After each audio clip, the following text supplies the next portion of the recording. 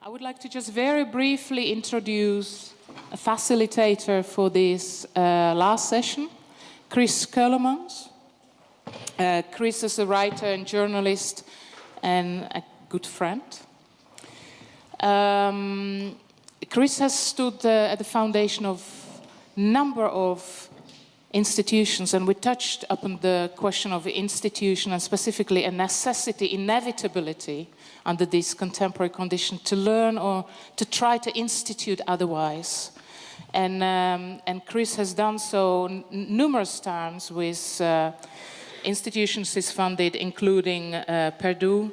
He's been director at the Bali, he's been artistic director of the Tolhuistuin in Amsterdam, and he's a co-founder of Free Press Unlimited.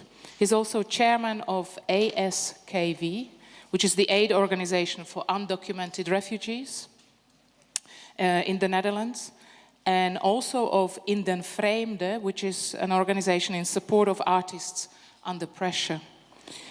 As part of his research into the role of art in times of crisis and armed struggle, he has traveled to Beirut, Jakarta, Algiers, Pristina, Sarajevo, Tirana, New York, New Orleans, Kiev, and Ramallah, and also last year in October 2015 to Rojava. I'm happy, glad, honored to offer the floor to you, Chris. Thank you.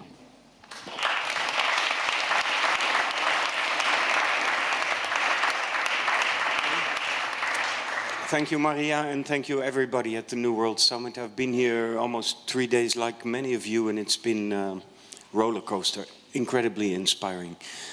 A few things strike me all day long. The level of attention is unbelievable.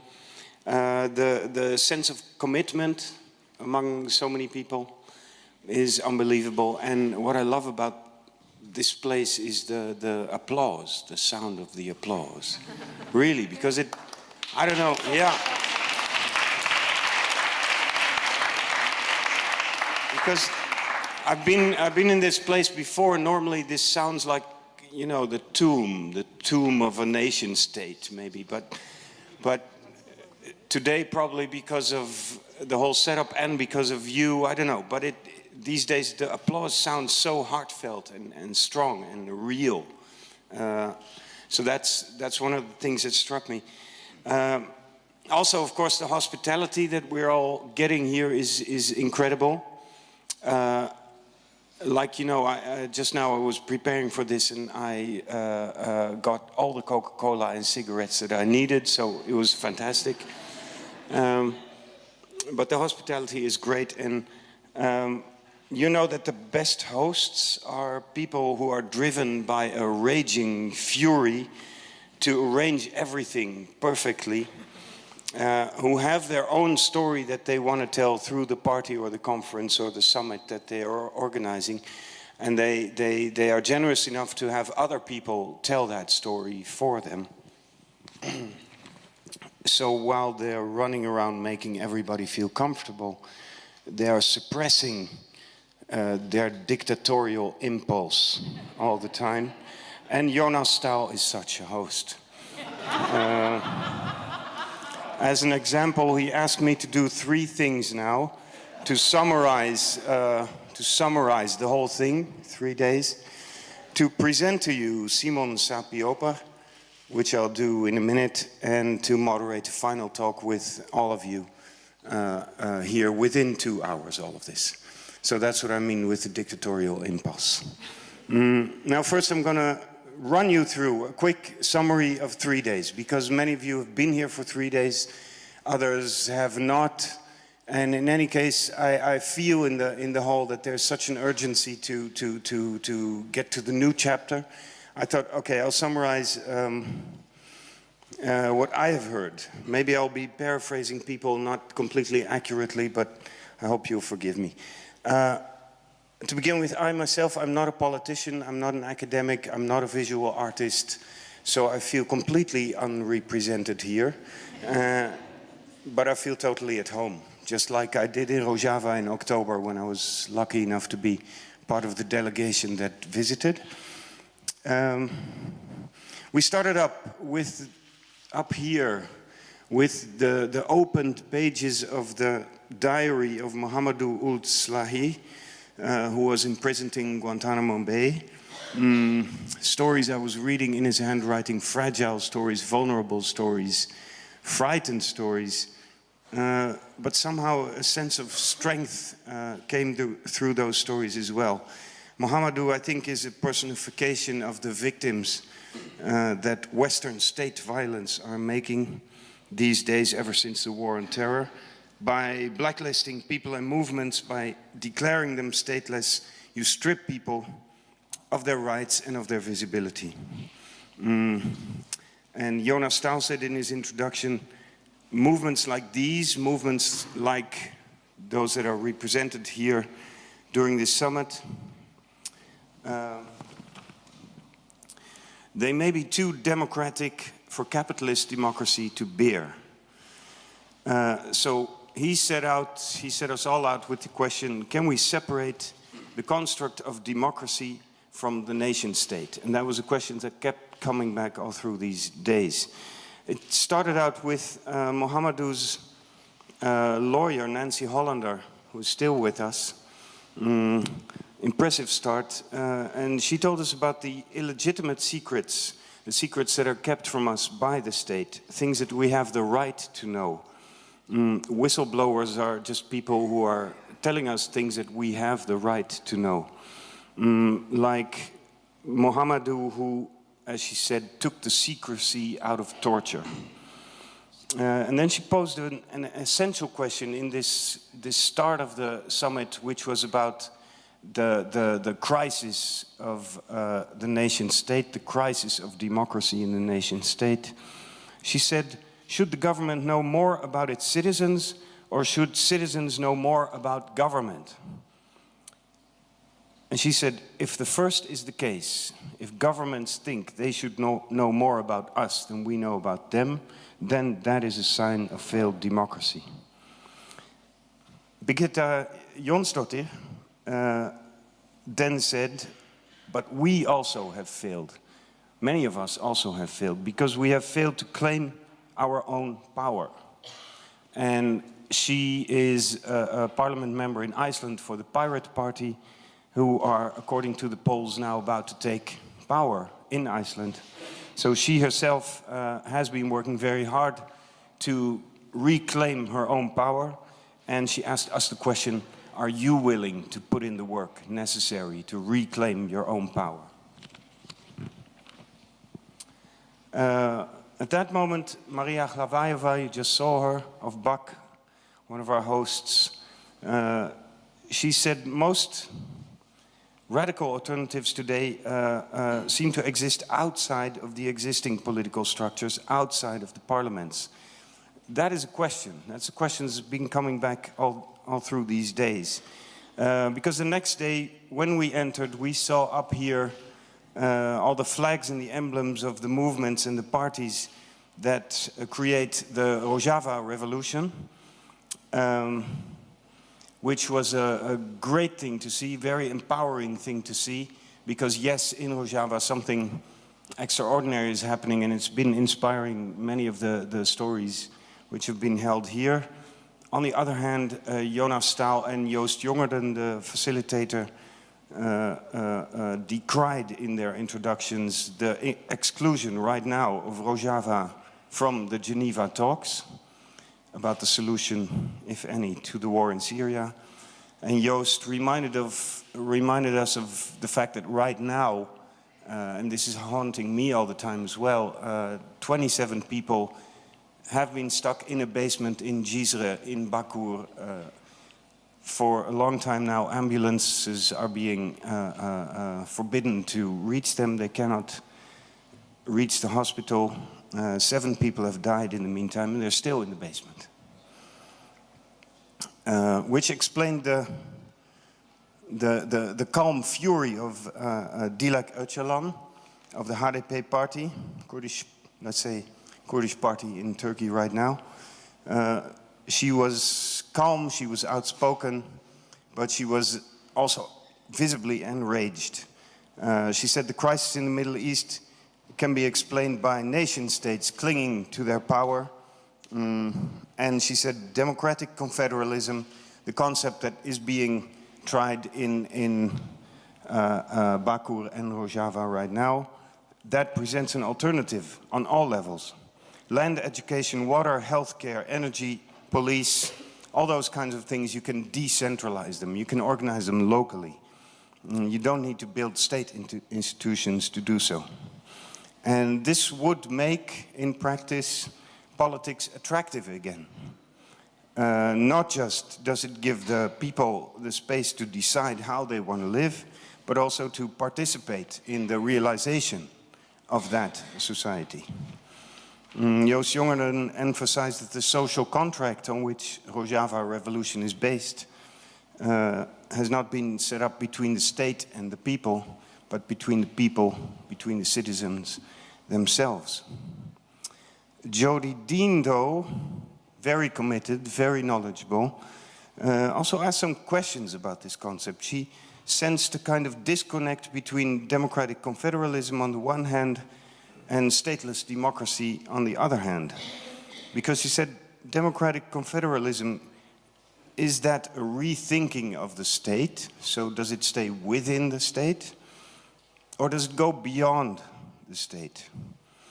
She also asked, great question, is democratic confederalism in Turkey today a kind of modest claim in the sense that they say don't fear Turkey because we're not breaking up the country, but we just want our autonomy and self-administration inside our own regions?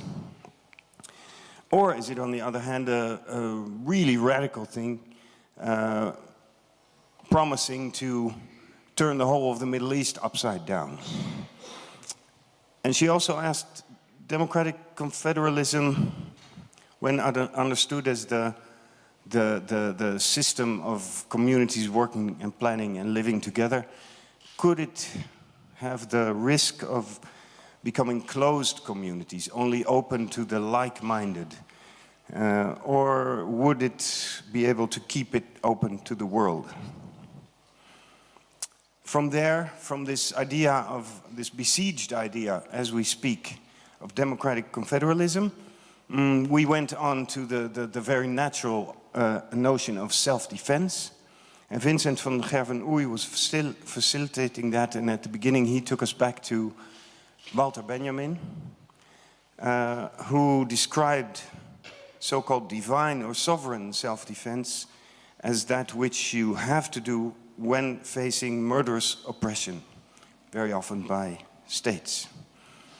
But he also said, Benjamin, that self-defense is codependent with education. Education and self-defense, self-defense and education, they can only live together. They only work if they exist next to each other.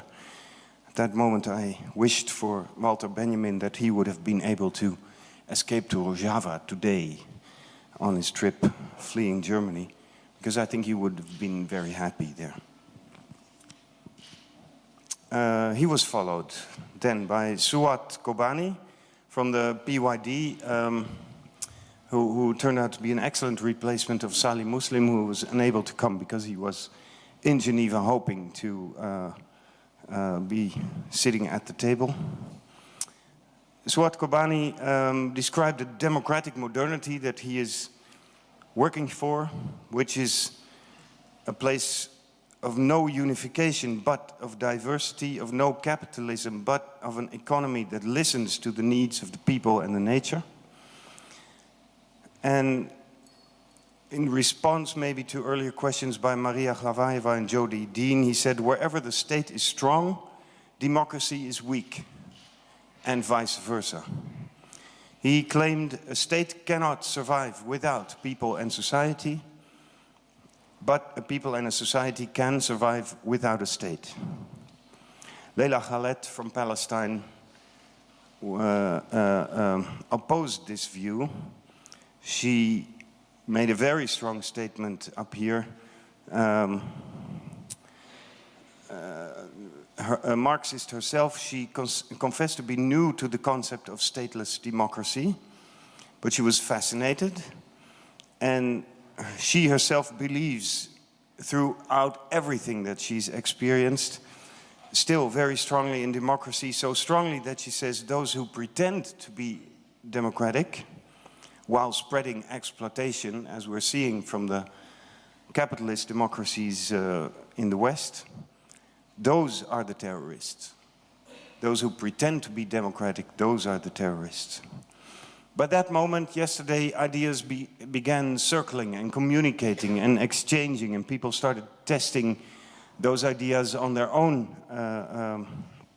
local context. Like Jennifer McCann of Sinn Féin and Gorka Elegabarrieta of Sortu in the Basque country, they stressed the value of ceasefire, of dialogue with opponents, dialogue even with the people who are your enemies, not by waiting for permission to enter the table, but by claiming the right to enter into dialogue. And they said that creates space for peace, that creates space for the future. And in that future, they both hope that we could help each other with these ideas that have been expressed here, taking them home, translating them into your own local situation. This was a moment that internationalism entered the summit. Rada de Souza, great commenter, analytic and facilitator of some of the meetings here, she called for internationalism. She reminded us of how India and Ireland found each other in opposing colonial British Empire 100 years ago, and she hopes for this internationalism to exist again today.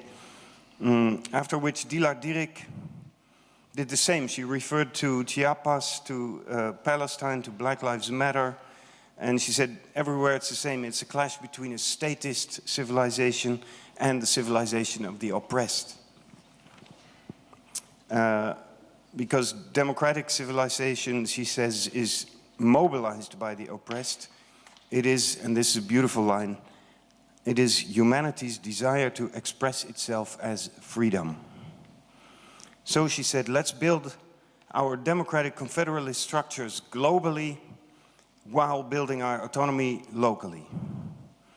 And Kim Arafat from CUP in Barcelona, he responded, yes, let's bring democratic confederalism to Europe as an alternative to the Europe we know of the banks and the nation states. That brings us to today, future democracy, on all these signs. And Jonas explained in the morning that in some languages the word democracy doesn't exist, so that already makes the question pretty complicated. But Rada de Souza is never afraid of complicated questions. So she said, it's time to rethink the main concepts that we've been discussing here, rethink democracy, rethink nations, and rethink the state. Like Maaike Nak is doing when she told us about her commitment to the Kurdish women movement, like Yunus Osman Noor is doing of the We Are Here. He said, let's not just think and talk, but he, as an undeportable person, he is forced to create his own political space at We Are Here with his brothers and sisters, because he said democracy is a practice. Democracy is something you have to do, not just talk. And yes, democracy is being reinvented by many people here, by the people in Barcelona, in Catalonia, by the representations that the UNPO offers to indigenous people, by highlighting people who have been invisibilized, in the words of Rada. And Rada says, if capitalist democracy means private property, individualism, and state institutions, we as communities designing our place in future democracy should work on freedom, justice, and yes, the place where we are. This might be your mother country, it might be the place where you move to, but the connection to the place where you are is one of the vital things. So all of this happened over the past 3 days inside this New World Summit. Vivian Zier, who described this place as that it has the business model of an artwork. Smart comment. This New World Summit is also the visualization of a proposition for an alternative parliament, as Jonas described it. Proposition for an alternative parliament. It isn't a parliament, it's the visualization of an alternative, of what could be a real parliament. And that is what art can do, Jolle Dammers of the university here said. It can provide a radical frame, it can provide the imagination that enables the mobilization of collective action, that enables action to change what looks like fate but is not fate.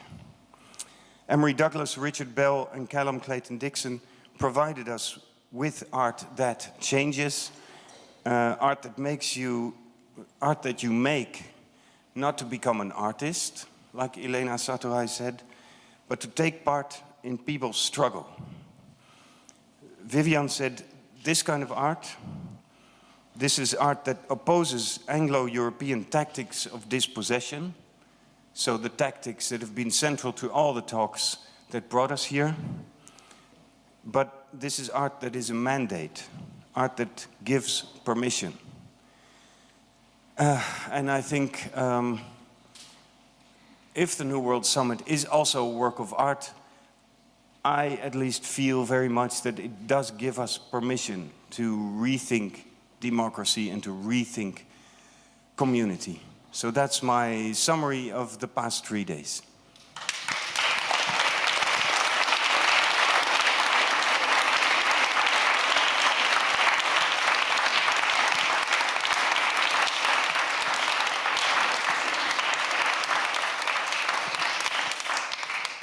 So that was you applauding for yourself. Great, I hope you enjoyed the applause. Now, it's an honor for me to introduce Simon Sapiopa. Please stand up. Under your applause again.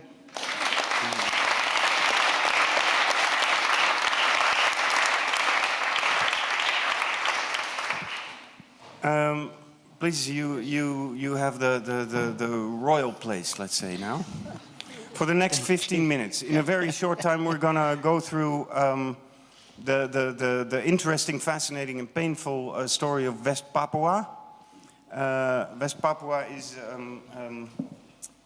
how do you say, the western part of the huge island with a Melanesian population of about 900,000 people now, which has been growing, added by a growing number of transmigratie Indonesians who have also come to live in West Papua. Now there's about 1,800,000 people living there.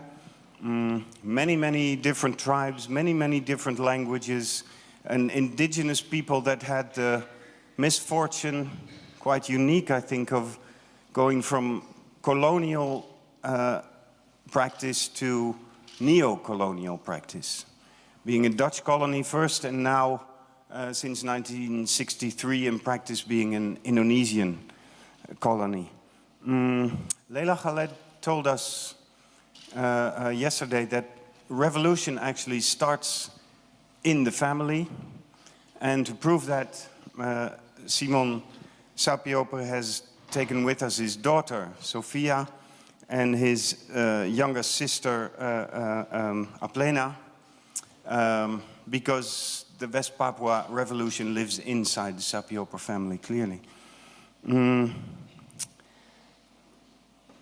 Simon Sapiopa is now the Minister of Foreign Affairs of the National Government of the Republic of West Papua. He was literally born into the liberation movement. He was born in December 1963, just after Indonesia took over power from the Dutch in West Papua. As a kid, as a young boy, he saw the tanks, the Indonesian tanks in the streets, and he told his mother, one day I'll grow up and fight them. And that is what he's doing ever since. In a very peaceful way, though. That is one of the signs of the liberation movement. Simon Sapiopa, you will introduce a short lecture to us in Bahasa Indonesia. Then Sophia will read this lecture in English for all of us. Go ahead. Selamat malam tuan-tuan dan nyonya yang saya hormati. Good evening to everybody, ladies and gentlemen. Saya berterima kasih atas nama pemerintah nasional rakyat Papua yang berjuang untuk merdeka mendapat kesempatan di New World Summit untuk menyampaikan inspirasi atau suara mereka sebagai bangsa yang sedang dijajah oleh kolonial baru, yaitu pemerintah Republik Indonesia. On behalf of the people of West Papua who strive for freedom and independence, we would like to thank the New World Summit for inviting me to this special occasion to shed some light on the situation of West Papua. We are grateful for this opportunity granted to us by the organizers. It is our hope that during this conference and beyond, the human rights situation of West Papuans will receive the much needed attention it deserves, and that the conference may provide a way forward to solving the issue peacefully.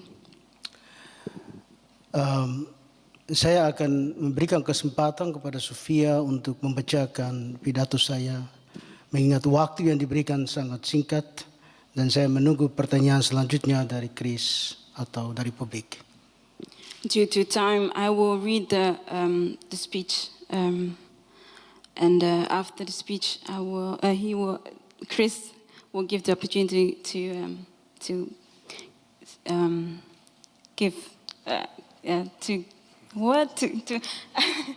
ask questions. I'm sorry for my English, and so yes. Can I stand there? Sorry. So this is Simon Sapiopo's speech read by you, Sophia. Yes. Well, in this speech, I will address the topics of independent statehood, human rights and refugees. I will specifically stress the importance of international documents such as the Unilateral Proclamation of Independence 1971 and the United Nations Declaration on the Granting of Independence to Colonial Countries and Peoples. These documents establish the principles of the Republic of West Papua. Since the 1960s, Indonesia has prevented any possibility of West Papua achieving independence. In 1962, Indonesia launched a significant campaign of airborne and seaborne infiltrations against the disputed territory, beginning with the seaborne infiltration launched by Indonesian forces on 15 January 1962. The Indonesian seaborne infiltration was comprehensively defeated by Dutch forces. Forced to regroup, the Indonesians relaunched their campaign for infiltrations in March 1962. In the coming months, over 500 Indonesian paratroopers and special troops were covertly inserted into Netherlands, New Guinea, only to be decisively defeated by Dutch forces with the assistance of the indigenous population. Indonesia further disregarded international law such as the New York Agreement of 1962.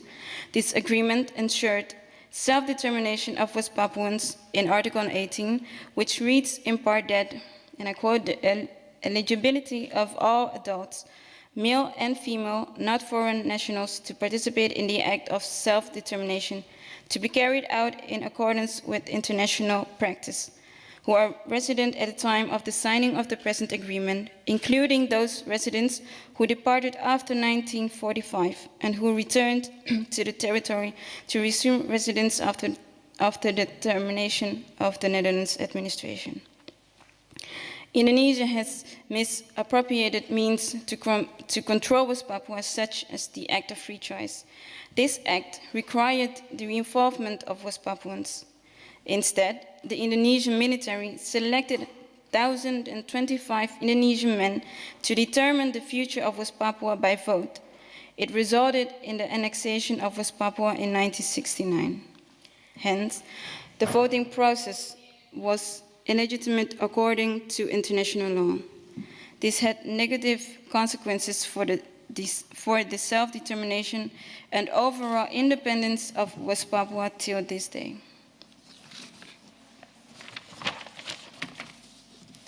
In response to Indonesia's human rights abuses and action to control West Papua, such as it's the Unilateral Proclamation of 1971 that assigned the territory of West Papua to Indonesia, the leader of the resistance movement, Brigadier General Seth Yafet Rungkorem, and his comrades proclaimed unilaterally Papua Barat, or West Papua, as an independent democratic republic, complete with a national liberation army, a provisional constitution, a provisional government, a provisional senate, and a national liberation council, as well as other needed institutions. It has been estimated that over the course of several years, 333,027 West Papuans were killed by the Indonesian military in a brutal silencing of dissent. Today, the people of West Papua continue to suffer from human rights violations committed by Indonesia. The people of West Papua merely seek to exercise their inherent human rights, self-determination, and independence. The national government of the Republic of West Papua, in cooperation with the Free Papua Movement, OPM, continues to struggle for self-determination of the Papuan people through advocacy, diplomacy, and non-violent actions. The national government seeks to establish and implement the right of self-determination, the country's independence and statehood, and its international recognition. West Papua has been a founding member of the Unrepresented Nations and Peoples Organizations. UNPO has helped West Papua amongst other, in raising awareness about the issues on national and international level and foster cooperation between relevant stakeholders to seek democratic solutions. In order to effectively represent the interests of West Papuans and foster union and solidarity between the people of West Papua and West Papuan refugees in Papua New Guinea, the national government of the Republic of West Papua has commenced an initiative to register West Papuans in these territories, as proposed by the UN Nations High Commissioner for Refugees, Senior Legal Officer Nadia Jibor. Our goal is to have all West Papuans registered under the national government. Upon registration, the people will be assigned an identification card based on their status, as for example, a national or refugee. A strategy to reach West Papuans will be achieved in the form of visits to the countries and the refugee camps. The registration will be transparent and open. Also, the promotion of a film by journalist Rohan Rodea, Melanesian Dreams on the West Papuan issue, will serve as an incentive to create attention about the registration. We hope that today will generate attention about the issues and ambitions of the West Papuan people. We welcome cooperation and support the self-determination and independence of the minorities present during this conference. Many thanks to the New World Summit organizers for giving us a voice at such an important international platform. Thank you for your time.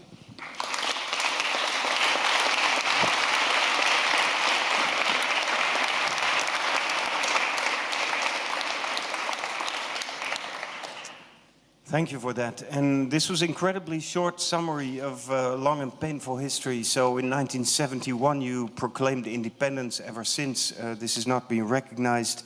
You told us about the many, many victims. You told us about the refugees that have fled the country into Irian Jaya, next door. Papua New Guinea. Yeah, but one major problem you haven't talked about, and that is the presence of international capital, international industry. Freeport is home to the biggest gold mine in the world and the third biggest copper mine in the world, among other mineral riches. This is of major international and Indonesian interest, and I believe this stands also between you and independence, doesn't it? Selama kami dijajah, As long as we are oppressed, kekuasaan sekarang ada di dalam pemerintahan Indonesia. the power is by the Indonesian. Indonesia mengatur sesuatu sesuai dengan dia punya kepentingan menurut undang-undang yang berlaku di negara dia. So the Indonesia will have the power to organize and structure its Undang-undang. property by its institutions. Menyangkut Freeport, adalah kepentingan Indonesia, Amerika, dan negara-negara yang punya kepentingan lain di Indonesia. So about Freeport, it's not just Indonesia, but it's about we have America. It's how you say that? Multinational property. American so we have companies, America the Shell and oil other, companies exactly, there too. Shell and other multinational companies. Yeah. Rakyat Papua, khususnya penduduk yang ada di wilayah tersebut, ang movement, mereka sendiri tidak mendapat apa-apa dari perusahaan atau dari pemerintah setempat. If we talk about the local people, they don't have anything. If we talk about the capital, that it is in Papua right now. Untuk itu, pemerintah nasional adalah pemerintah yang memperjuangkan hak rakyat Papua. Pemerintah nasional adalah pemerintah yang memperjuangkan hak rakyat Papua. So the national government wants to help to regain, how you say that, to take over its capital to memperjuangkan hak rakyat Papua. So, okay, you need to help right now because I'm losing it. Well, the national government is trying to cooperate, trying to organize the people from West Papua to help them, educate them by themselves also about the situation that's going on in West Papua right now. And also, excuse me, it means you're also educating the people to be, how do you say, knowledgeable enough to take over power, including all the mineral riches and the industry once that you reach independence. Dalam usaha seperti yang Chris tanyakan, kami tidak langsung mengajak rakyat untuk mengambil alih kekuasaan seperti begitu. As you mentioned in your question, we're not trying to involve the people to take over everything, because it's taking process, I think. Dan yang kami melihat penting di sini sebagai pemerintah terhadap rakyat kami yang kami perjuangkan adalah bagaimana kami membawa masalah kami ke forum internasional. As a government, we're trying to take this problem, the issues of West Papua, to the international world. Yeah. Sebab ini masalah internasional. Because this is an international issues. Yeah, excellent. Now, because this is one huge obstacle, and we've been talking about many movements and nations during this summit who are not just blocked in their struggle for independence and autonomy by states, but also by capital. And West Papua, I think, is a terrible example of that. My next question is, you know, we're here in this special place where in 1579, I believe, the Treaty of Utrecht was signed, which was more or less the birth of the nation state of the Netherlands as we know it today, which then turned out to be a great colonial power, including exploiting your part of the world.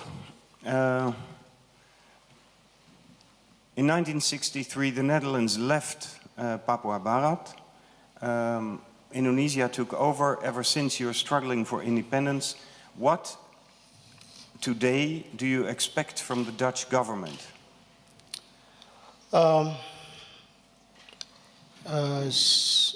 Kalau saya melihat hal ini, If I can see this situation, yang mana sesuai dengan onderzoek dari Profesor Peter Droglever.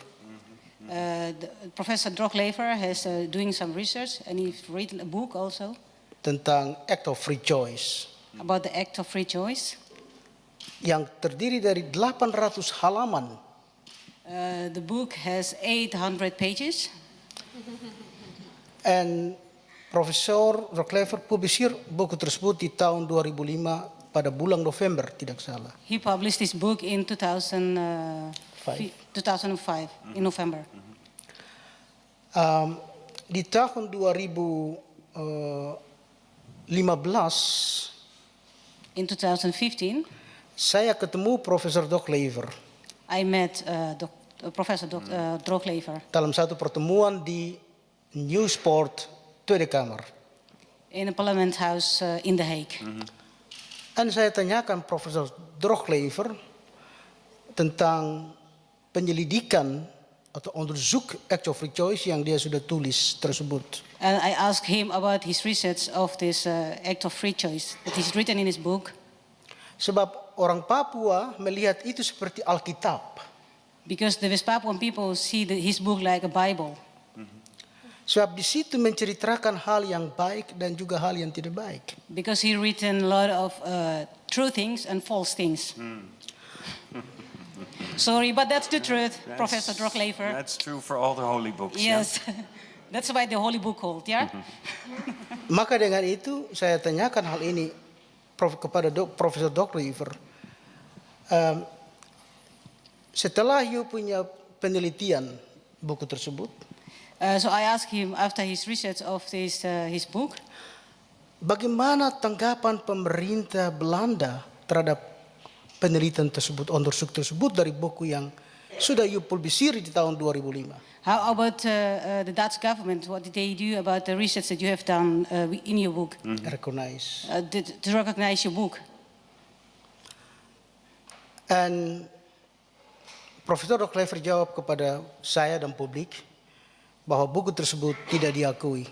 His book has never been recognized by the Dutch government. Dus dalam relasi antara kami orang Papua, terutama secara politik saya lihat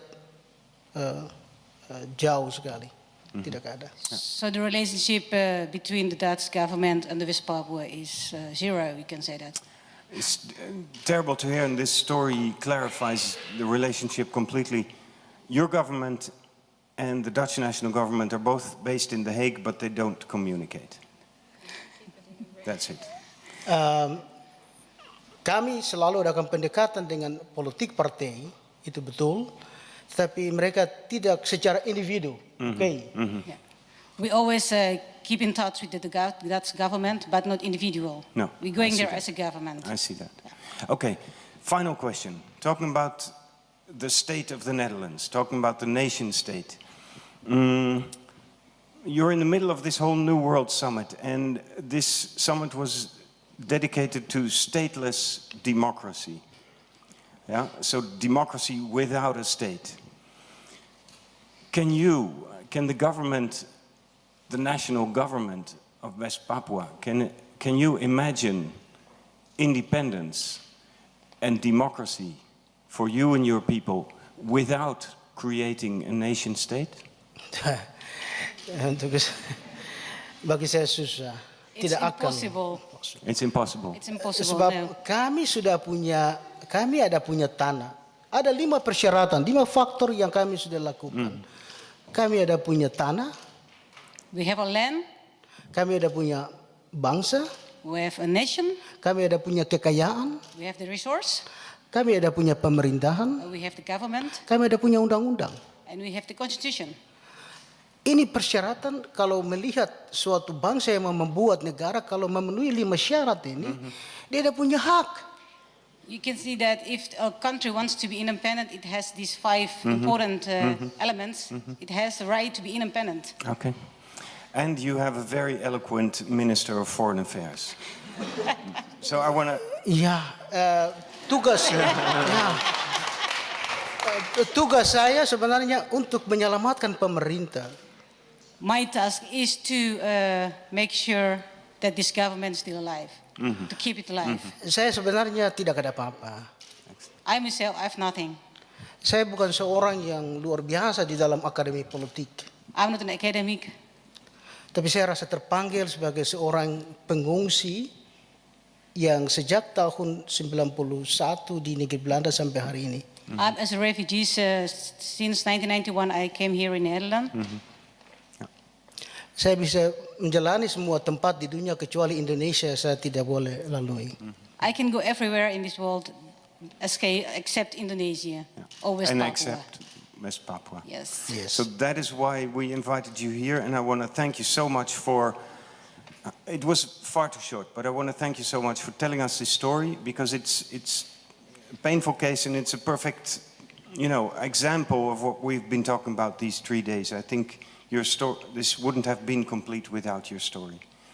So, Simon, Aplena, Sofia, Sapiopo, thank you very, very much. Terima kasih. Thank you. Thank you.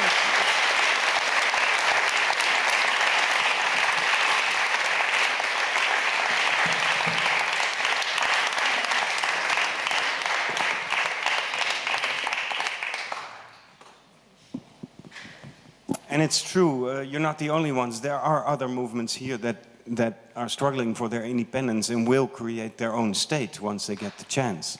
There are others saying you can do it without a nation state. That is a topic. But you know what? Get independent first, and then we'll visit. We'll have a New World Summit. Yeah? And we'll discuss a bit more.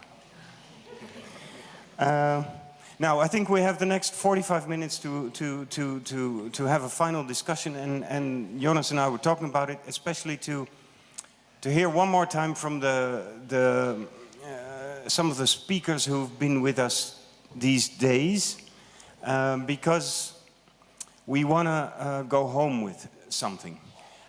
This afternoon you felt a kind of sense of urgency. You felt a need to, a desire to act. Like Younes said, not just talk and think, but also act. Democracy is a practice. Democracy is something you do. So what can we do? How do we leave here with a sense of a mission? And I think this is the place to do so. So in a minute I will invite some of the people who've been speaking to give us a very, very brief last message.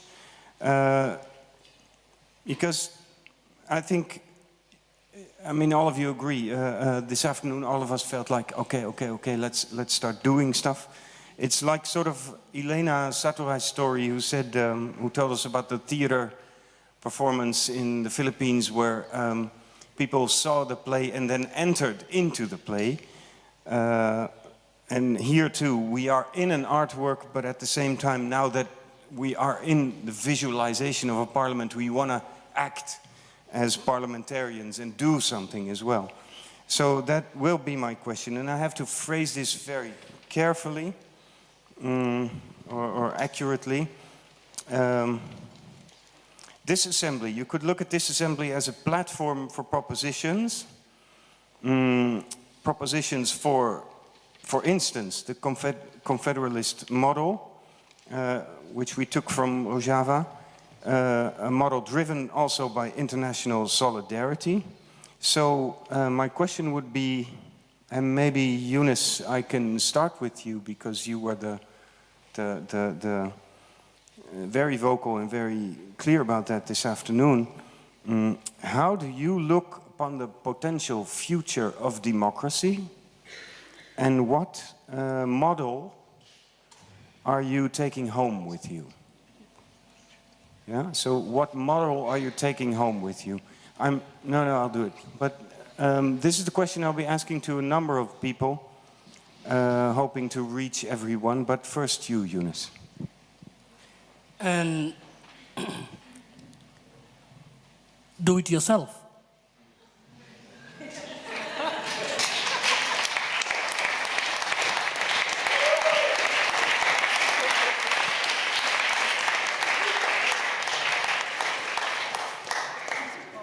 Now, thank you, Younes. Thank you. Because we're short on time, I would ask the next speakers to be a bit more brief than Younes. That would be really helpful. Where's Rada de Souza? Right there. Could I ask, I mean, you're not representing, as far as I know, let's say a movement or a party right here, but what model for the potential future of democracy are you taking home from this summit? Except for you, For me, the most central thing about democracy is end of colonialism, end of imperialism, because without that, there is no freedom for 90% of the world, not just me. And this, Europe and United States, is the home where that kind of repression is manufactured. So for me, I want an internationalism that will focus on this, but most of all, my European and American friends to focus on their states and what they do around the world. Thanks so much.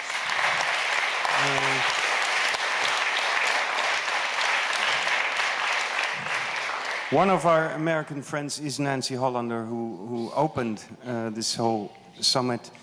I mean, we can hardly ask you to do more than you already do, but what model for future democracy are you taking home with you?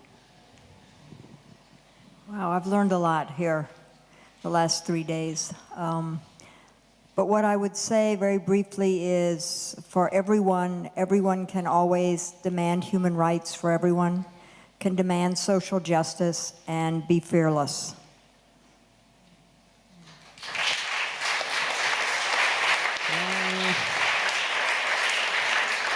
You're giving us, how do you say, attitude models, huh? Life models. Can I go to Musa? Musa is here, the Azawad movement. I know that you don't speak English but French. Did you get the question? You have a translator next to you. You are very involved in a very real, practical movement right now. As far as you could follow the debates here, and you've been to the New World Summit earlier, what model for future democracy are you taking home with you?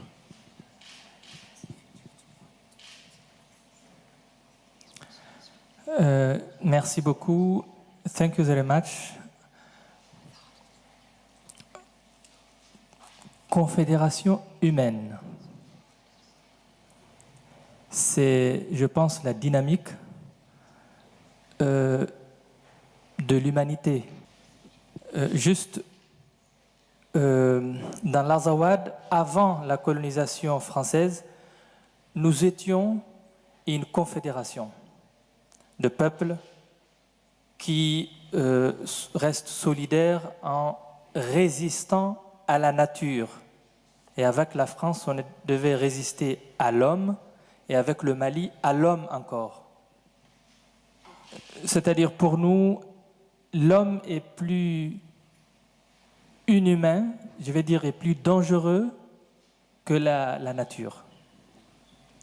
Mais on dit aussi que l'homme est capable du meilleur comme du pire. Alors, je reviens à une question que j'ai souvent posée lors de ce rendez-vous, de ce sommet. Nous sommes un parlement ici qui se réunit souvent, mais je crois que c'est le seul parlement que je vois et qui ne décide pas. Pourquoi? On parle, mais il n'y a pas de décision. En tout cas, nous, dans l'Azawad, c'est le seul parlement qui nous donne le micro. C'est le seul parlement qui nous donne espoir. Et c'est aussi le seul parlement qui nous a donné, même si c'est imaginaire, même si c'est temporaire, une ambassade qui nous a permis de rester en rêve.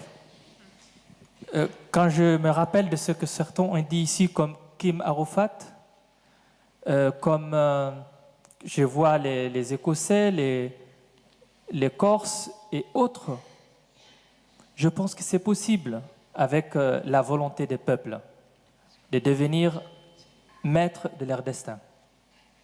Voilà, donc c'est ce que mon aînée Nancy vient de dire aussi. Croyons en nous-mêmes et agissons ensemble, solidaires. Thank you very much.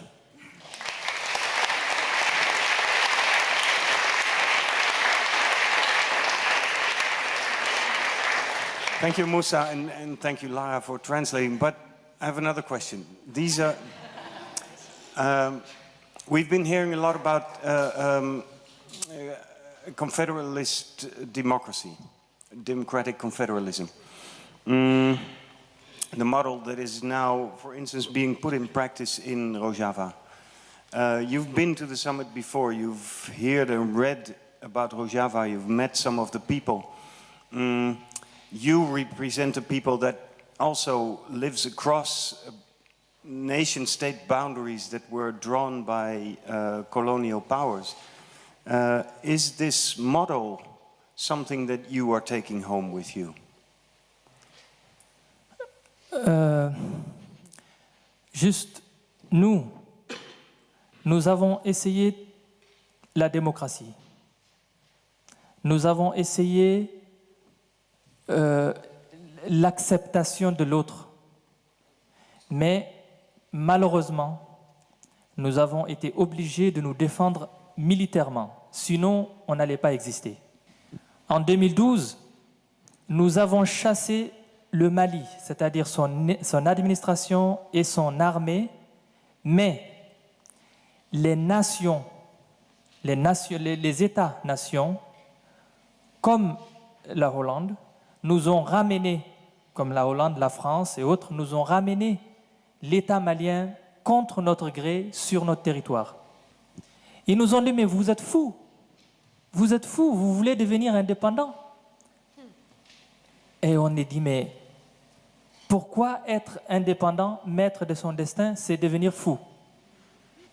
Et aujourd'hui, nous avons près de 12 000 militaires, et policiers, et gendarmes de presque beaucoup de nations qui sont chez nous et qui nous empêchent d'exister. Donc, je pense que la confédération démocratique ou solidaire ou n'importe quel mot nous conviendrait mieux, je pense.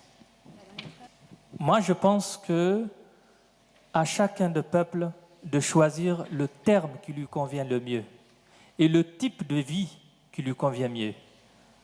Mais il faut leur donner le choix. Et il faut rester solidaire et en soutien avec eux. Donc après ici, je pense que le mot qui pourrait nous convenir, c'est, comme Obama a dit, « Yes, we can ». Moi, je pense qu'on peut dire « Yes, it's possible ».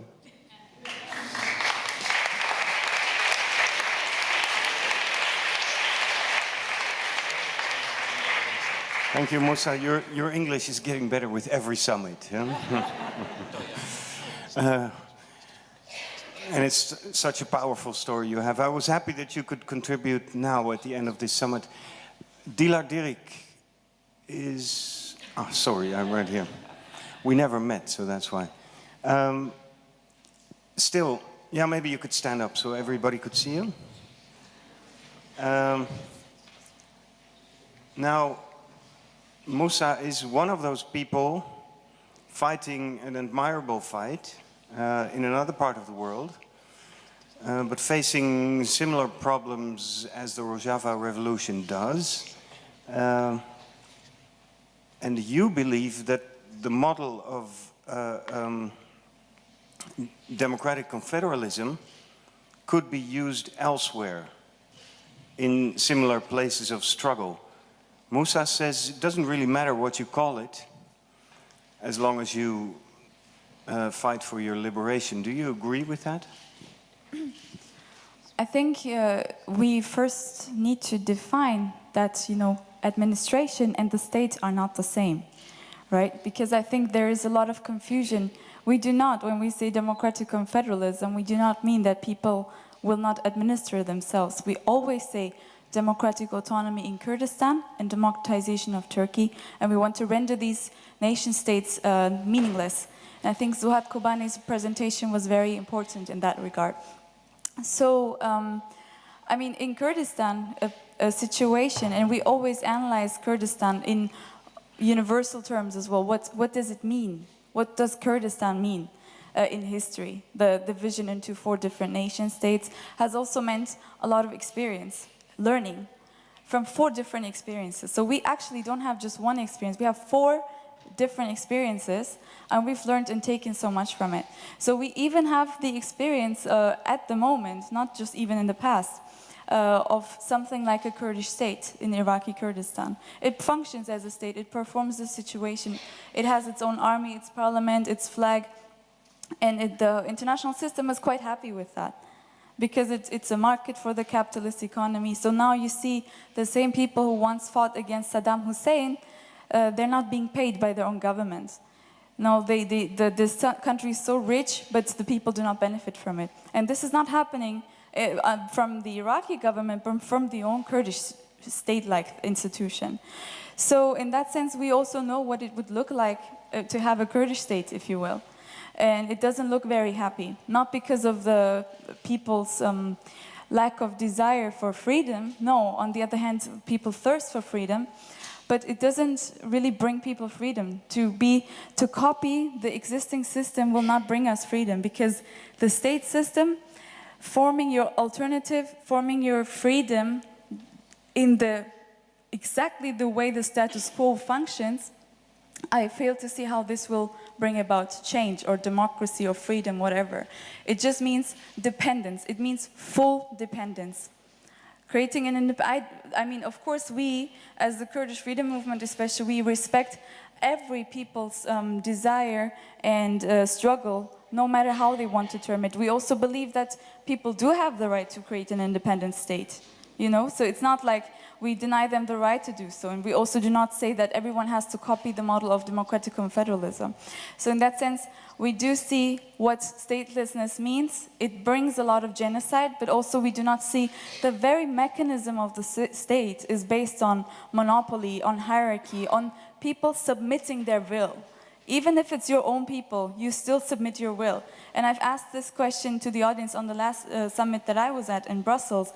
Like, the people who do have a state, they also have nothing to say about their own fate. So in that sense, democratic confederalism has less to do with people not, like, we're not saying you will not administer yourself. You will actually really, truly administer yourself if you decentralize the system. So it's not about monopolizing the economy. It's not about monopolizing borders and so on. It's not about generating new borders if these borders are the problem of the system. So in that sense, we respect every struggle, but we also invite, I think, I mean, at least I personally do, I cannot say this on behalf of all Kurdish people, but we invite, I would invite people to reflect on the emergence of the state, on the fact that the nation state for people in the Middle East and Africa is less than, in the Middle East anyway, less than 100 years old. These borders are drawn rulers. They do not, there's nothing in nature that is as straight as a state border. So do we really want that kind of system? So in that sense, I do completely agree with the fact that everyone needs to term their own form of autonomy, of emancipation, but ultimately it's really, I would define democracy as true empathy, true sacrifice, true justice.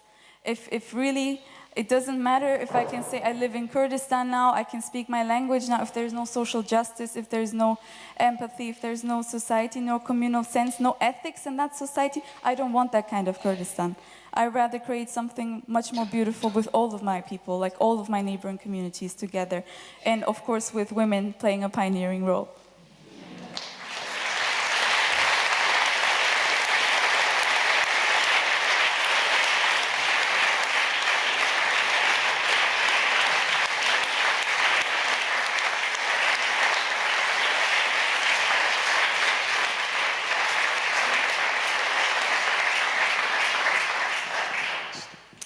The best people at the summit, I'm going to ask them 2 questions so people can clap for you twice, yeah? No, but you've been such an inspiration to the summit, and that is my question. I'm asking people if they can take a model like the democratic confederalism home and adapt it to their situation. Now, I don't have to ask that question to you, but the other way around, attending things like this summit, speaking to other people, working, I believe, in Oxford, yeah? Cambridge, sorry. Do you run into questions about democratic confederalism that you take home, so that you know, that you come home and that you can adapt and improve the idea? Should I stand up again? Is it necessary to? I think, yes, I really appreciate the New World Summit because I think it has, especially in between the breaks, you always build bridges with different people who have different experiences. You learn a lot from just listening to other stories of oppressed people. So it's the more critical the questions regarding democratic confederalism are, the more people seem to struggle with it, the more we learn actually about it from practice.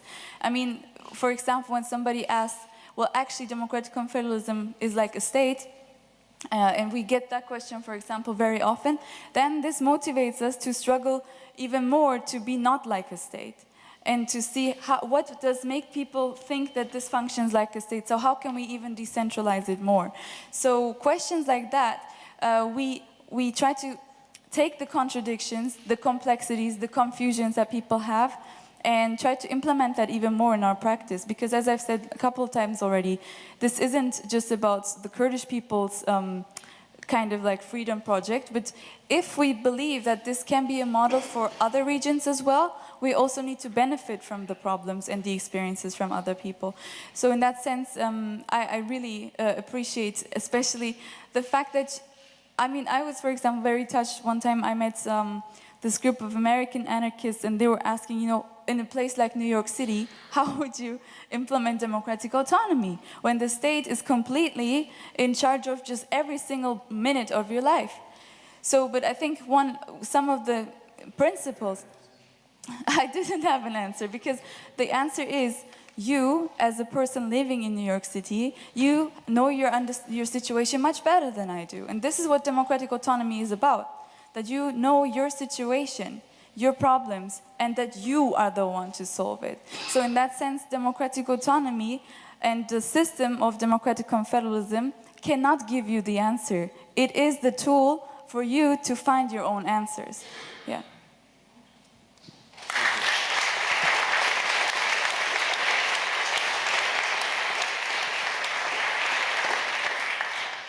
Younes, did you notice this was the Rojava way to say do it yourself?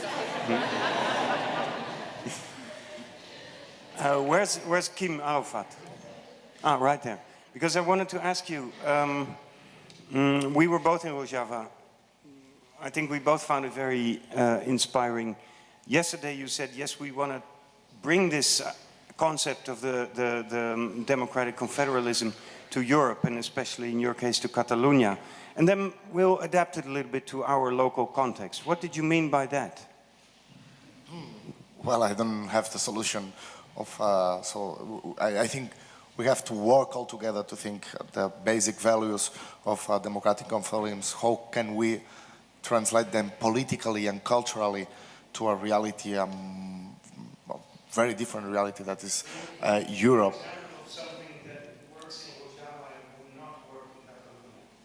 Well, in Rojava you don't have a so complex economy that we have in here, so you don't have all the industry, financial markets we have to deal with and to. It's not New York, but it's New York. It seems more New York than Rojava, Europe. You've been talking and thinking about this with people. How to begin to tackle this question of dealing with these capitalist structures? Well, I think that there are two ways we have to run, and we have to think a lot about it. But the first one is to deconstruct, to put down the institutions that have taken from us the power and the sovereignty, so that the ability to decide on our lives and to manage our lives. And these are basically two. I was speaking about them yesterday. These are financial markets and banks and the big nation states who allowed this process. You know? They have the monopoly over our lives. They are deciding every day. They are voting every day about our future. They're taking big decisions every day. We're making progress in the sense of representative politics, yeah? Big steps, actually. Are you making progress on the financial side? So, second way we have to work is if we aim to destroy their monopoly, what other institutions, popular institutions, do we build? In this case, there are many alternatives working already, like financial cooperatives in a local or a regional level who can put our money in productive in investments without passing through the speculation or the financial markets. There are democratic tools that give sovereignty to people, consultations, referendums, assemblies, local level institutions that can take this power back. So these are the two main battlefields we have. How do we get economy back to our hands? And we decide mainly in financial issues which are dominating our lives, and how can we build up in democratic institutions we can manage from the population, from the people. Thank you. Thanks to you.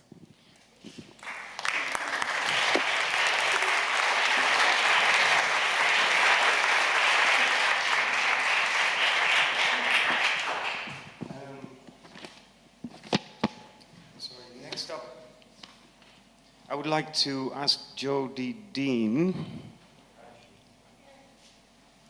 Right there, in the shadows. Maybe for people to see you, could you step up here? Step out. Oh, okay. Yeah, because no. Could you get up? I mean, if you dreamt your whole life of standing behind something like this, you can also stand right there. No, but anyway, no. Yesterday you asked some serious questions, I believe, to. What was her name again? Yeah, Dirk Öcalan. You asked some serious questions about the model of confederalist democracy. I don't think you got all the answers yesterday, but I know that you will go home and talk about this model, teach about this model. What did you take from the New World Summit that you can add to the essays, articles, and teachings that you're going to do? I think the thing that I came away with the most is the power of the combination of self-defense, an ideology that people find that reflects their principles and values, and a party. That the combination of a party that is able to work within and through movements, developing principles and practices, and also self-defense. And that those three things seem to be something that many of the groups who've spoken come away with. And so I would emphasize that part as opposed to a rather than democratic confederalism, though I recognize that as something that's very powerful for the movement in Rojava. Thank you, Jody. Yes.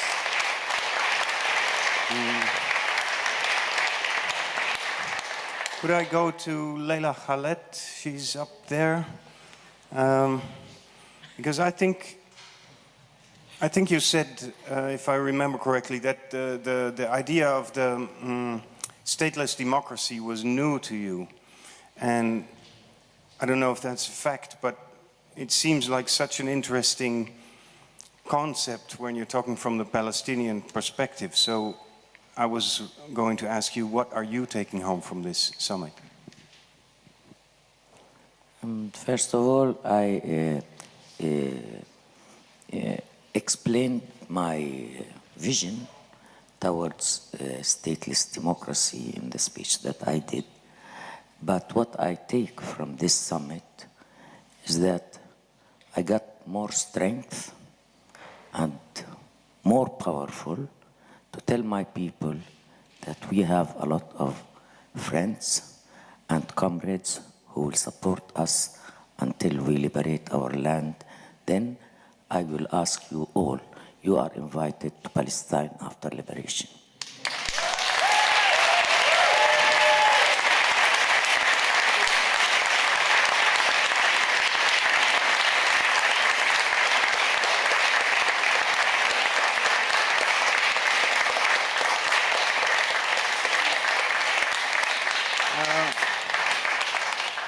So we're invited to Palestine after liberation. I forget, when is that, next week or something? Yeah. Something like it. Soon, soon. To round it up, could I go to the hosts, Jolle Demmers and Maria Glavaeva, who've been very gentle to us and hospitable, but both of you are deeply at the university and at Buck at the Visual Arts. You're deeply involved into the theory, the ideas and the practice behind the New World Summit. You do what you can in your own fields. Do you also believe that here in Utrecht, here in this country, we're mobilizing something? Maybe in the arts, maybe outside of the arts, but are we mobilizing something? Could you comment on that, both of you? Not enough. It's a tough question. But as a university professor, I'm very proud of my students. Get emotional. Yeah, I think I'm extremely privileged to have every year a group of 40 MA students to work with. Most of them are here present today. And I think that's fantastic. I get a lot of energy and optimism seeing young people, both in our master program, but also in the minor, which is much bigger, work and write and go out. They're at the moment preparing their field work. They're going off to places. Somebody's sitting right here. Annegie is going off to Chad in a couple of days. And I have 40 of these kinds of stories. And these are fantastic young people that are going to help us solve some of these questions. That's great. I mean, that's really great. Do you run into criticism? Do you run into criticism that you're stretching the boundaries of what you and your students are supposed to do by exploring these kind of themes? No, I'm running into the neoliberal university, so that's something that we work around. But look, they have no clue what we're doing, I guess. But no, I think that's still hopeful. There's a neoliberal university in terms of output and administration, but content-wise, nobody is, telling me what to teach or what not to say. So there is that space still, and we have to really fight for it, I think. Yeah. Because that means that you're not being radical enough yet. Maybe. Yeah? Yeah. Then the next step. Maria. Thank you. As somebody working in the field of art and running an art institution, just a question, when we say art, what on earth do we mean? We need to understand that it's a very complex and structured field. And the corner of artistic practices that interests me is invested to two things. One is imagination, and the other is possibility. And, I try to figure out how we use these two things, imagination and possibility, in order to create, out of an art institution, a space for negotiations, how we can be together otherwise. That's of crucial importance for me. And in the history of art, and when you think of when you look at the legacy of radical imagination, art has been a prolific producer of models, various models. And I think what I want to insist on, and I think that's what we're doing, is to figure out how we start living those models we imagine. And I think this was very important. This was an important step to kind of live, embody that kind of model of the world, otherwise, of being together, otherwise that is a desire of society that's just both socially and ecologically. Thank you so much, Maria. Yes.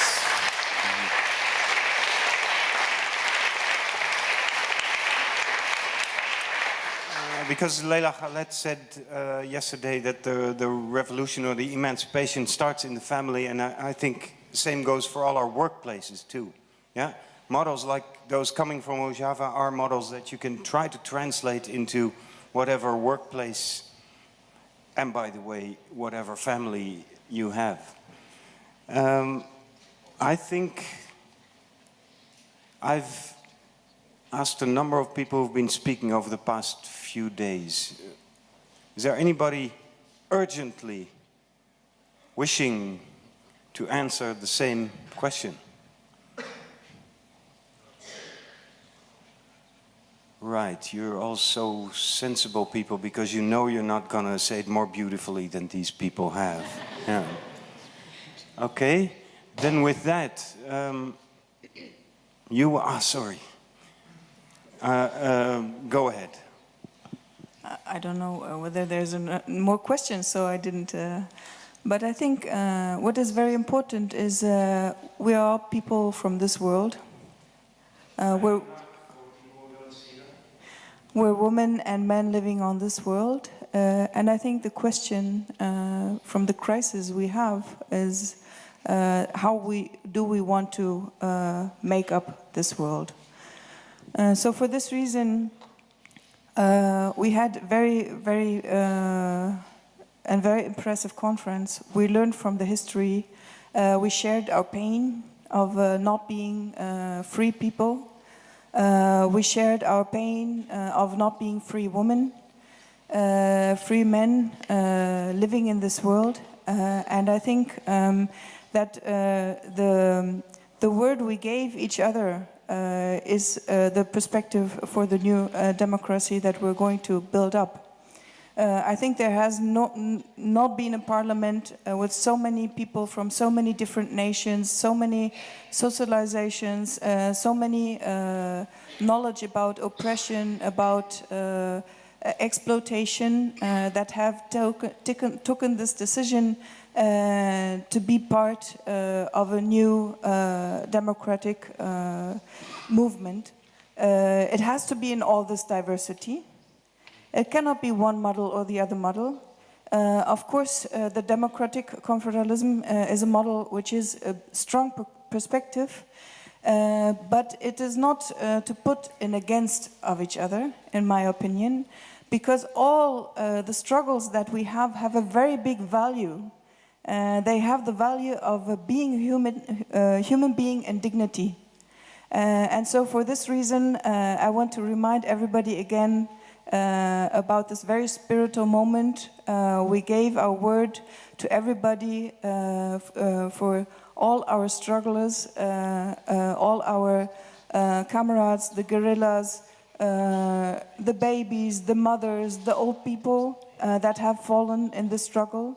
And I think this will be a very beautiful democracy because we gave our word and we're going to struggle for this from now on all together, knowing all of us are struggling in another part of the world for this democracy. Thank you.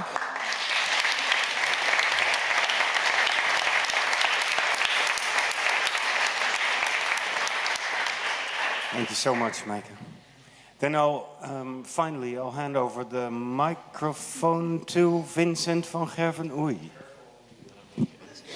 Thanks. Well, you asked the question, what do you take home from this? I think for me, I mean, I've been involved in many of the New World Summits, not all of them, but I would like to second what Jolle said, is that this is at least the first one that I experienced with so many students. And being and working in academic environments a lot myself, I think it's enormously important that there are students. I also take this from the perspective of the panel that I was very honored to lead, where I think that there is a fundamental connection between self-defense and education, and that we can only bring this forward if we start, younger than they are, even preferably, like to install the idea that you do, in fact, can do it yourself, as Eunice said. So this also brings me to the fact that, we have felt this several times during the last few days and also in previous New World Summits, that there is always this desire of what can we do? And you asked the question, what can we do, what can we do? The fact that many struggles in this world and that have been represented the last few days involve territories, involve people actually taking up weapons against oppressors, involve drafting laws or negotiating, doesn't mean that those are the only fields of struggle, right? Within academia, we are struggling against capitalization and financialization of universities. We are struggling for models in which information, in which education is accessible to all people, right? And not only to those who can afford it. So there are many, many, many environments in which people work daily, every day, that can host what we call here struggle. And those do not necessarily immediately relate to what we always imagine as struggle when we hear about Palestine, when we hear about Kurdistan. And I think this is very important. We're not as impotent as we sometimes feel. That having been said, that sounds like a really happy note.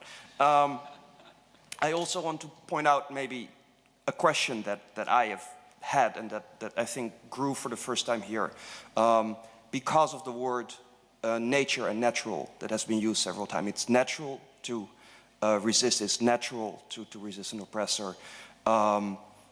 It's natural to self-defend. It's also natural to bite off the head of your partner after you had sex. So we have to figure out, right, this question of nature. And this is a very old question, but I would not like to have it pass by so easily. Of course it's natural to self-defend, but there are many other things that happen in nature that we would rather not like to see within human societies. And we have to figure out why. So, and violence enters again in this aspect. So these are the two things. Thank you.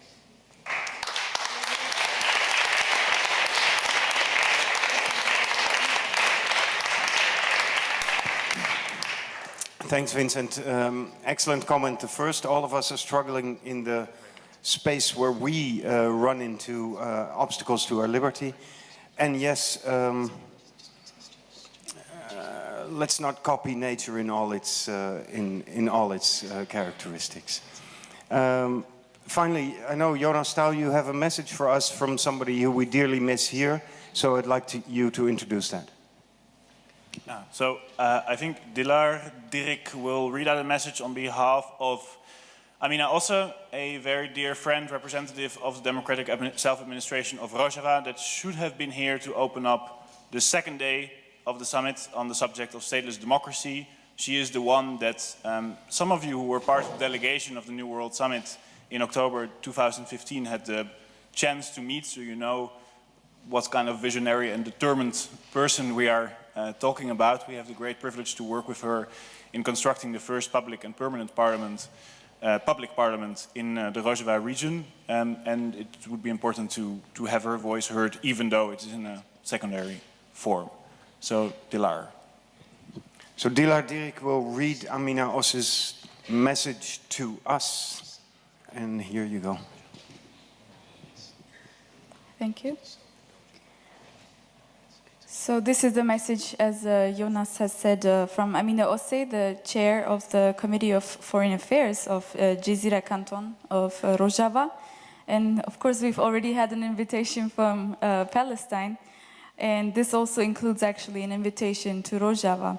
And I think it's very meaningful, and it would be even more meaningful if the Palestinian people would come to Rojava, just like the Rojava people would go to Palestine. Because if we only have each other.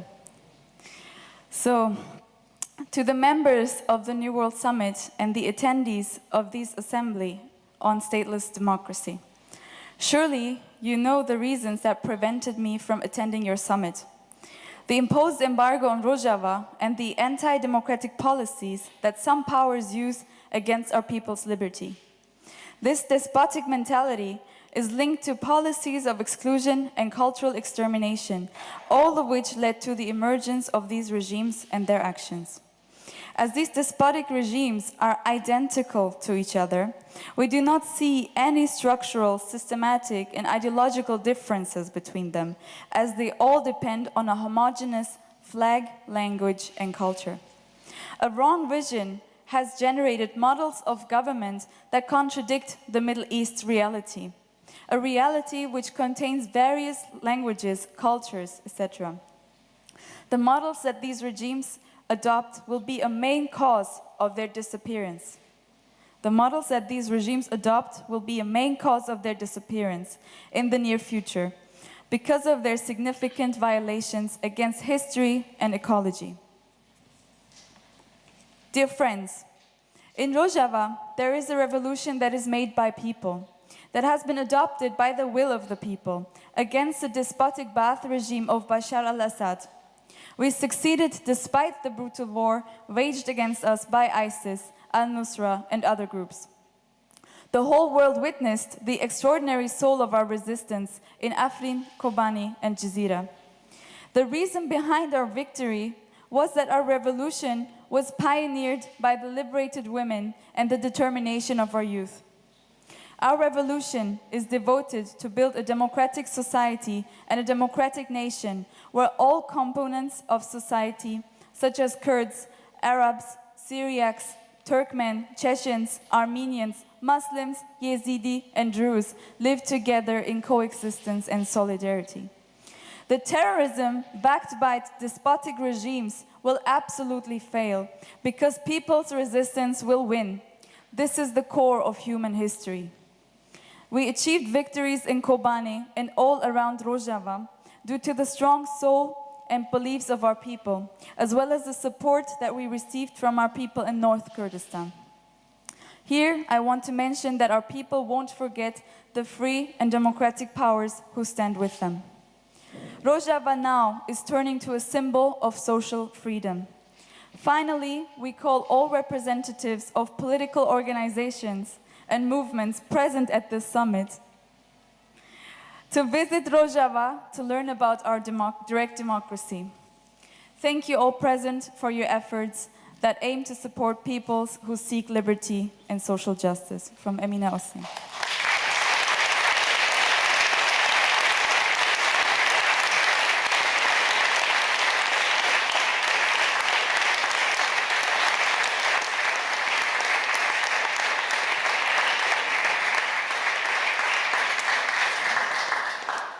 Thank you, Dilar.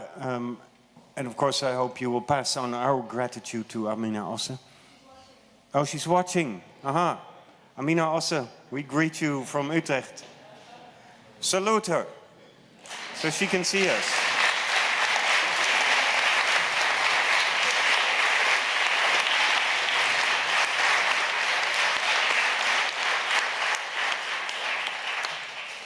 And she has given the invitation to all representatives of political movements here to come and visit Rojava. Now finally, I think the New World Summit has come to an end, and I think there's no better man to close it off than Jonas Staal.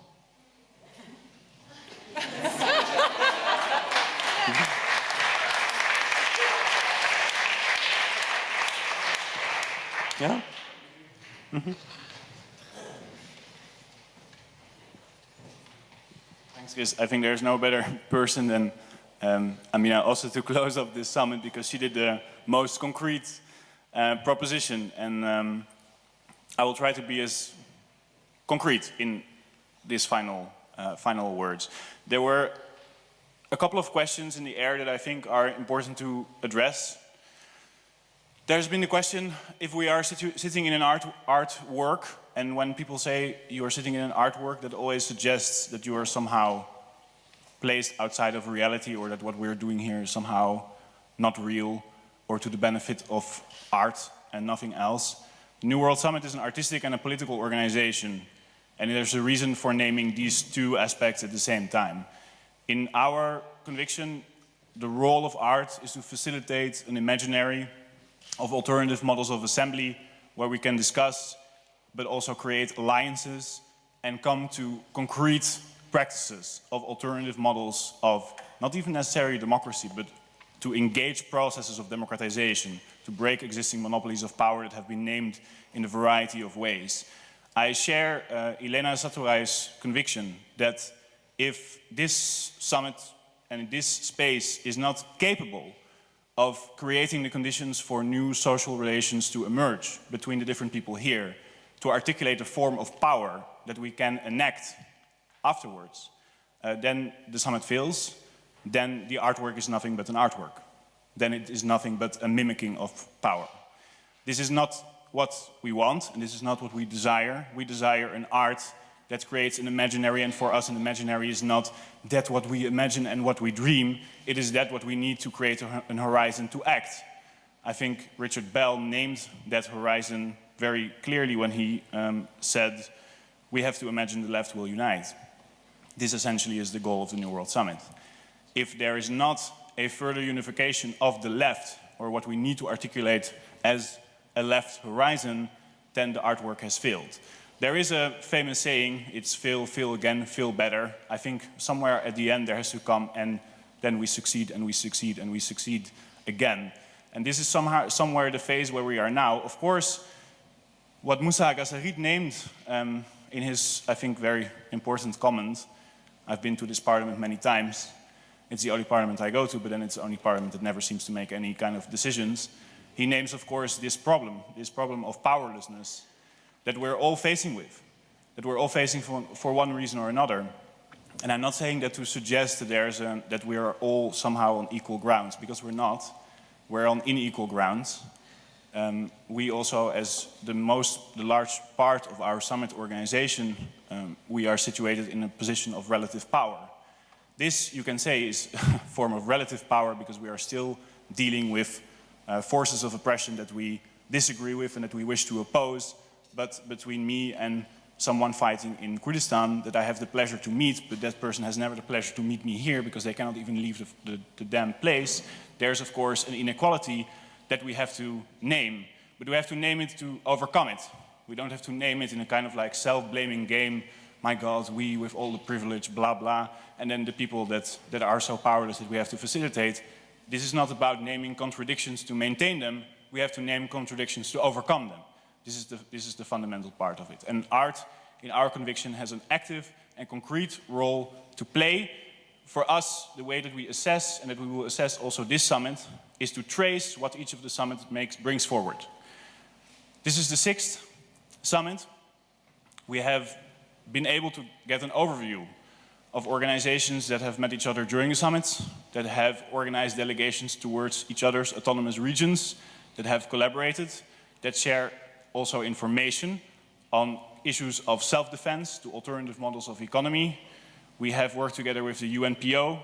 Some of the organizations that were brought together became members of the UNPO. We have worked together with Progress Lawyers Network. Some of the members of the organizations that we work with have gotten legal support from them. And these are really concrete and important and necessary outcomes, but they're obviously not enough because we have to somehow articulate and speak power on we have to make much further steps.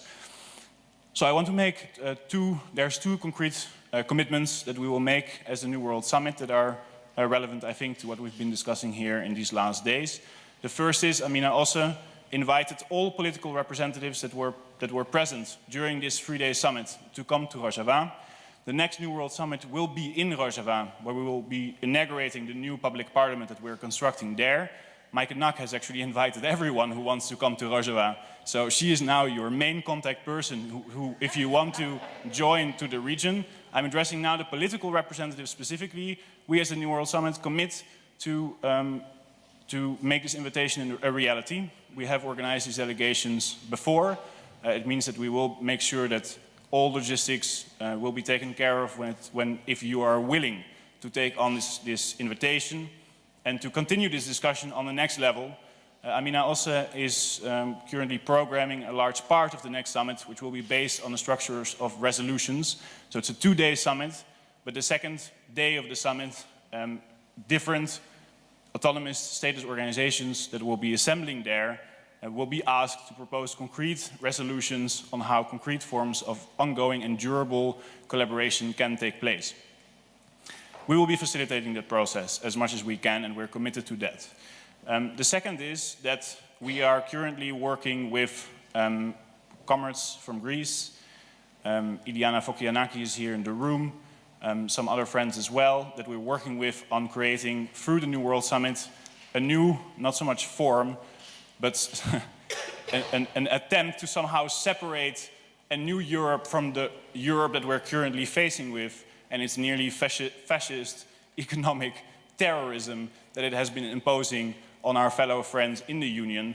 I want to invite, based on Quim Arufat's proposition, can we introduce the question of democratic confederalism in Europe? I think the answer is yes. The question is, how are we going to structurally engage and involve all of our European friends, from Sinn Féin to the Scottish National Party here present, to the CUP, to our friends from the Basque Country, to Feminist Initiative in Sweden, who is not present now, but also a group like we are here that represents and should be able to represent on a European level the plight of refugees, and they have been doing so in a way that is already unimaginable. So I want to take up that concrete proposition by you, and I suggest that within now and a year we inaugurate a new European Parliament, because God knows we need one. That's it. I want to make this as concrete as possible.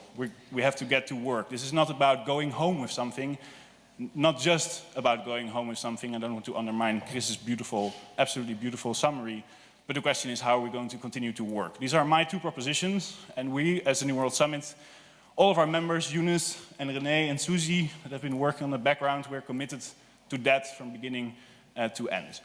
Now, work starts tomorrow. First, we have dinner for our last evening together to celebrate the friendships that we've been experiencing here and to prepare ourselves for some really serious work ahead. And I really want to thank you for being here from beginning to end with all of your commitment and ideas and courage and determination and creativity most of all. So thank you so much.